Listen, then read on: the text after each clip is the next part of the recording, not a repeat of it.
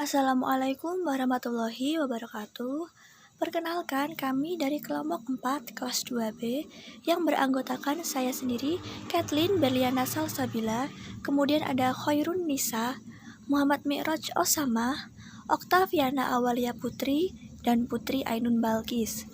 Kami di sini akan memaparkan materi mengenai induksi elektromagnetik. Adapun subtopik pembahasannya yang pertama mengenai pengertian dari induksi elektromagnetik, yang kedua flux magnetik, yang ketiga hukum Faraday, keempat hukum Lenz, dan yang terakhir penerapan dari induksi elektromagnetik. Yang pertama, pengertian dari induksi elektromagnetik. Induksi elektromagnetik merupakan gejala terjadinya atau terbentuknya arus listrik dalam suatu penghantar diakibatkan karena perubahan medan magnet di sekitar kawat penghantar. Adapun arus listrik yang terjadi ini disebut dengan arus induksi atau arus imbas. Selanjutnya mengenai sejarah induksi elektromagnetik. Seorang ilmuwan yang bernama Michael Faraday dari Jerman memiliki gagasan bahwa medan magnet itu dapat menghasilkan arus listrik.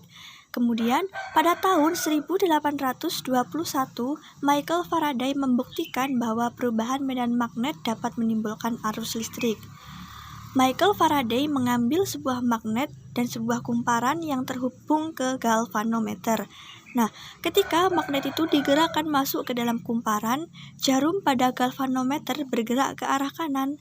Namun, ketika magnet yang telah masuk ke dalam kumparan itu didiamkan, jarum menunjuk kembali ke posisi 0. Dan ketika magnet digerakkan keluar kumparan, jarum penunjuk galvanometer menunjukkan ke arah yang berlawanan. Berikut merupakan gambar ilustrasi dari percobaan yang telah dilakukan oleh Michael Faraday. Dari percobaan Faraday tersebut menjadikan bukti bahwa pada ujung-ujung kumparan terjadi selisih potensial yang disebut dengan GGL induksi. Selanjutnya, GGL inilah yang menjadikan adanya arus listrik di dalam kumparan. Peristiwa terjadinya GGL induksi pada ujung-ujung komponen karena akibat perubahan medan magnet di dalam kumparan disebut dengan induksi elektromagnetik. Timbulnya GGL dan arus listrik pada suatu penghantar disebabkan oleh karena perubahan banyaknya medan magnet yang melingkup penghantar tersebut. Arus listrik yang timbul akibat peristiwa tersebut dinamakan dengan arus induksi elektromagnetik. Adapun untuk beda potensial di antara ujung-ujung penghantar dinamakan GGL induksi elektromagnetik. Banyaknya medan magnet yang menembus suatu penghantar dinamakan dengan flux magnetik. Dengan demikian, bisa kita katakan bahwa terjadinya GGL dan arus induksi elektromagnetik itu disebabkan oleh karena perubahan flux magnetik yang menembus suatu penghantar. Flux magnetik. Flux magnetik adalah ukuran atau jumlah medan magnet yang melewati luas penampang tertentu. Persamaan flux magnetik adalah flux magnetik sama dengan B kali A. Keterangannya, B adalah medan magnetik dan A adalah luas penampang. Hukum Faraday merupakan salah satu hukum yang menyatakan apabila hubungan antara jumlah listrik yang digunakan dengan massa jet yang dihasilkan pada proses elektrolisis, entah itu di anoda ataupun katoda. Teori ini pun disebut sebagai teori kuantitatif elektrolisis.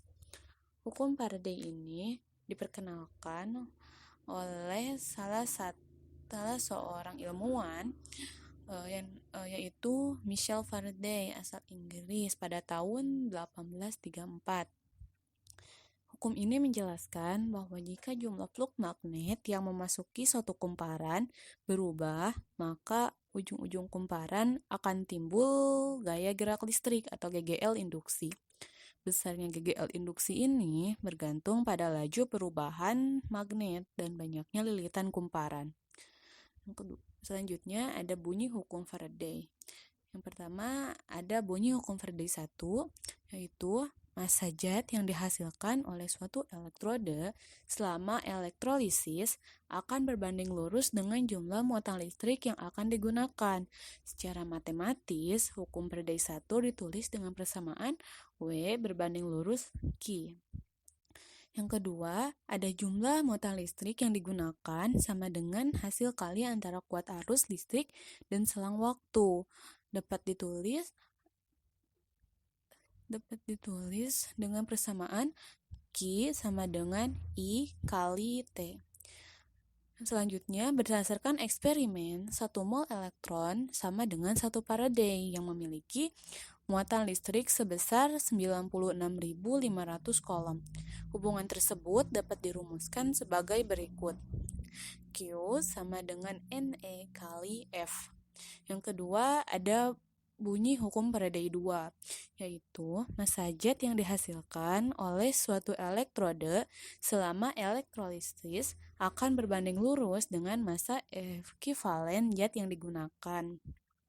Massa ekivalen yang merupakan perbandingan dari atom relatif dengan valensinya. Hukum Faraday 2 dapat dirumuskan sebagai berikut.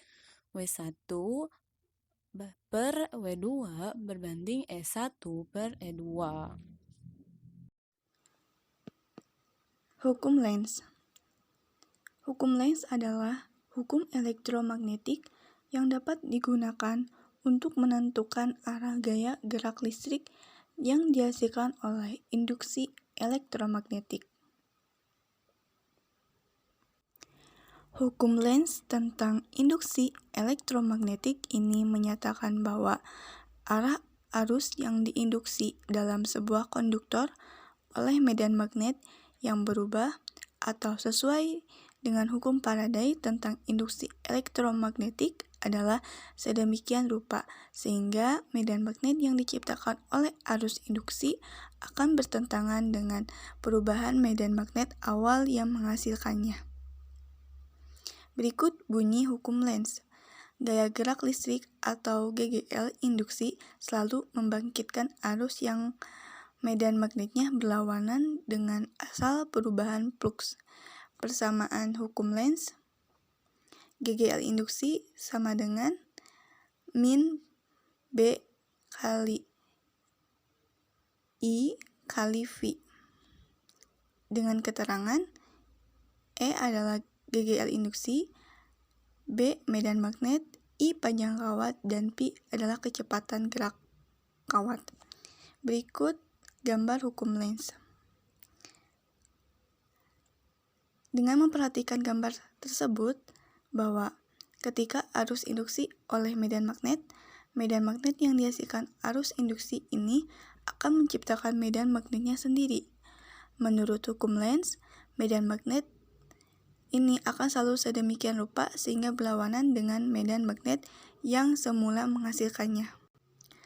Dalam contoh di atas yang ditunjukkan oleh gambar 1, pada saat kutub utara batang magnet bergerak mendekati ke arah kumparan, arus yang diinduksi mengalir ke arah di mana sisi terdekat kumparan dan menimbulkan medan magnet kutub utara yang menentang perubahan flux sehingga menjadi saling tolak-menolak yang dikarenakan oleh kesamaan kutub. Dengan aturan tangan kanan, arus berputar berlawanan arah jarum jam. Penerapan induksi elektromagnetik. Yang pertama, generator listrik. Generator adalah alat untuk mengubah energi mekanik menjadi energi listrik. Generator ada 2 jenis, yaitu generator arus searah atau DC atau dinamo dan generator arus bolak-balik AC atau alternator. Generator bekerja berdasarkan prinsip induksi elektromagnetik, yaitu dengan memutar suatu kumparan dalam medan magnet sehingga timbullah GGL induksi. Yang kedua, transformator. Transformator atau trafo merupakan alat untuk mengubah atau memperbesar atau memperkecil tegangan AC berdasarkan prinsip induksi elektromagnetik, yaitu memindahkan energi listrik secara induksi melalui kumparan primer dan kumparan sekunder. Trafo menimbulkan GGL pada kumparan sekunder karena medan magnetnya merubah-rubah akibat aliran arus listrik bolak-balik pada kumparan primer yang diinduksikan oleh besi lunak ke dalam kumparan sekunder. Dan yang ketiga dinamo. Dinamo dibedakan menjadi dua, yaitu dinamo arus searah atau DC dan dinamo arus bola-balik atau AC. Prinsip kerja dinamo sama dengan generator, yaitu memutar kumparan di dalam medan magnet atau memutar magnet di dalam kumparannya. Perbedaan antara dinamo DC dengan dinamo AC terletak pada cincin yang digunakan. Pada dinamo arus searah menggunakan satu cincin yang dibelah menjadi dua, yaitu cincin belah atau komutator. Cincin ini memungkinkan arus listrik yang dihasilkan pada rangkaian luar dinamo berupa arus searah maupun dinamo dalam sendiri menghasilkan arus bola-balik. Adapun pada dinamo arus bola-balik menggunakan cincin ganda atau dua cincin. Demikian mengenai pemaparan materi induksi elektromagnetik. Saya, perwakilan dari kelompok 4, memohon maaf apabila terdapat kesalahan dalam penyampaian.